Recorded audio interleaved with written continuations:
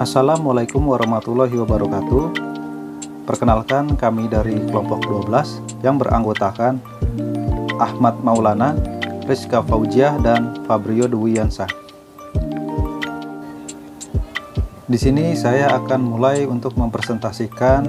Untuk poin pertama adalah tentang masalah dan perencanaan bahasa, komunikasi kebangsaan, kebijaksanaan bahasa, dan keragaman bahasa.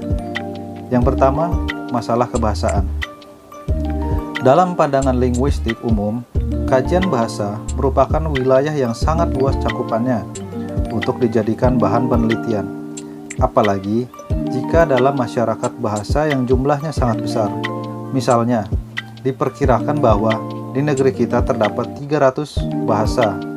Di Afrika ada 200 bahasa Bantu, di Amerika Selatan ada 550 bahasa, dan demikian juga di Rusia ada 100 bahasa. Namun di antaranya, banyak bahasa tersebut juga menyimpan sejumlah masalah. Secara garis besar, masalah bahasa dapat digolongkan dalam 3 kategori. Yang pertama, masalah yang berkenan dengan kedudukan bahasa. Yang kedua adalah sandi bahasa. Yang ketiga, pemakaian bahasa oleh warga masyarakat. Dan keterlibatan ahli bahasa dalam kegiatan pemecahan masalah kebahasaan secara umum dapat dianggap sebagai usaha penerapan ilmunya yang didorong oleh keprihatinan profesionalnya untuk turut memecahkan serangkaian masalah manusia di bidang komunikasi. Sosiolinguistik dan pemecahan masalah kebahasaan. Ahli linguistik di samping berminat mengkaji bahasa dari struktur analisanya, mereka juga tertarik pada studi tentang tata hubungan kebahasaan dengan perilaku pemakai bahasa tersebut. Dari kajian tersebut dapat diperoleh suatu wawasan bahwa perilaku kebiasaan sebenarnya cerminan perilaku kemasyarakatan. Ahli bahasa menurut Haugen dapat berperan sebagai berikut. 1. Sebagai sejarawan, ahli bahasa dapat merunut jejak bahasa yang diselidikinya. Studinya dapat menetapkan kesinambungan adat orang berbahasa. Yang kedua, sebagai pemberi bahasa, ahli bahasa dapat menyiapkan deskripsi yang akurat tentang bahasa masa kini, baik ragam tulisannya maupun ragam lisannya. Yang ketiga, sebagai ahli teori dapat memberikan pengantaran dalam pemahaman hakikat bahasa, dan berkat keahlian di bidang teknik analisis bahasa, ia dapat melukiskan rancangan bahasa sebagai guru. Tugas seorang guru adalah mengajarkan pemakaian bahasa yang baik dan benar. Beberapa definisi perencanaan bahasa. Yang pertama, negara-negara yang multilingual, multikultural, dan multirasial. Menurut Khair dan Agustina tahun 1955, untuk menjalin kelangsungan komunikasi kebangsaan perlu dilakukan suatu perencanaan bahasa yang harus dimulai dengan kebijaksanaan bahasa.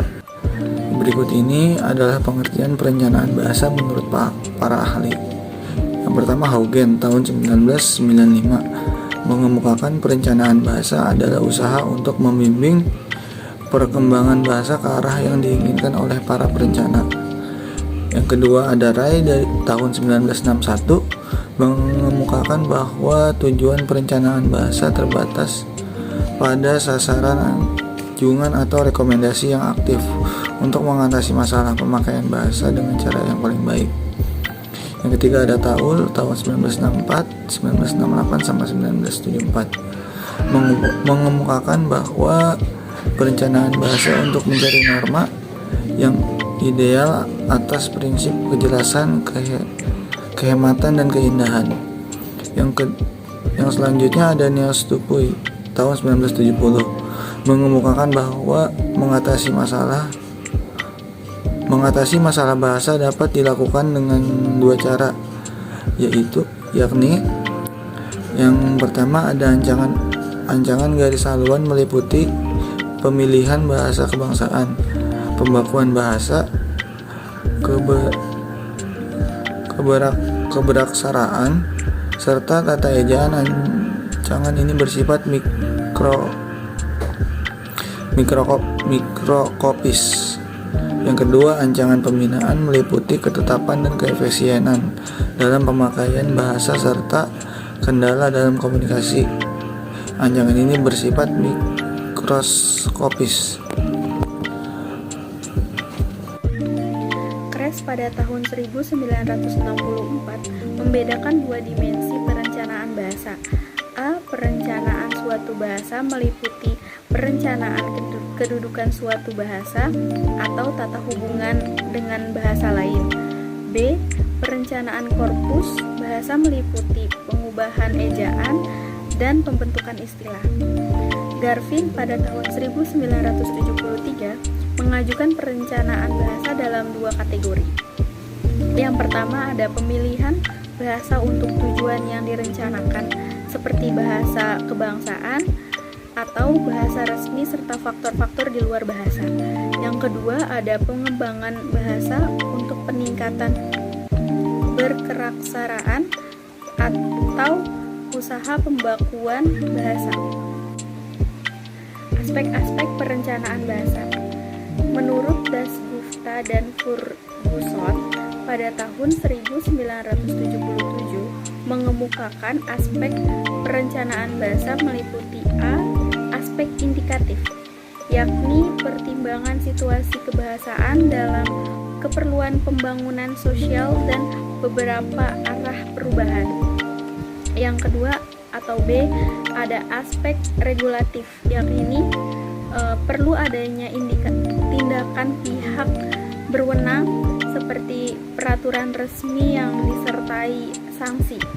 Kemudian ada C, aspek produksi, yakni pengembangan kemampuan bahasa untuk memenuhi tuntutan baru yang mungkin akan timbul dalam berbagai bidang kehidupan.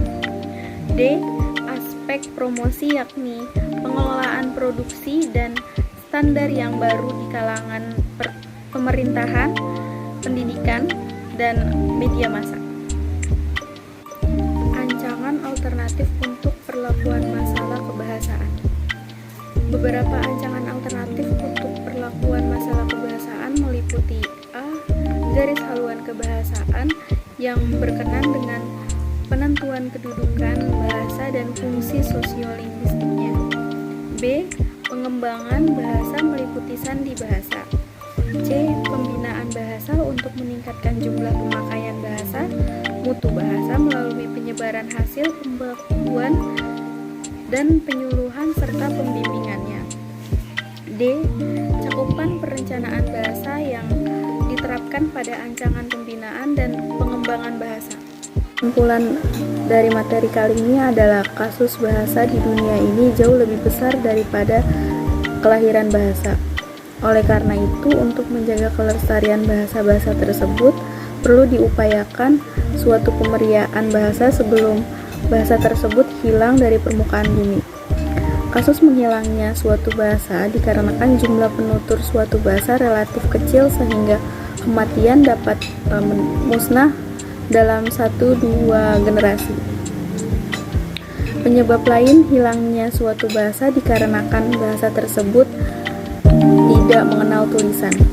Oleh karenanya bahasa tersebut perlu direkam baik bentuk lisan maupun tulisan. Perencanaan bahasa adalah usaha untuk membimbing perkembangan bahasa ke arah yang diinginkan oleh para perencana.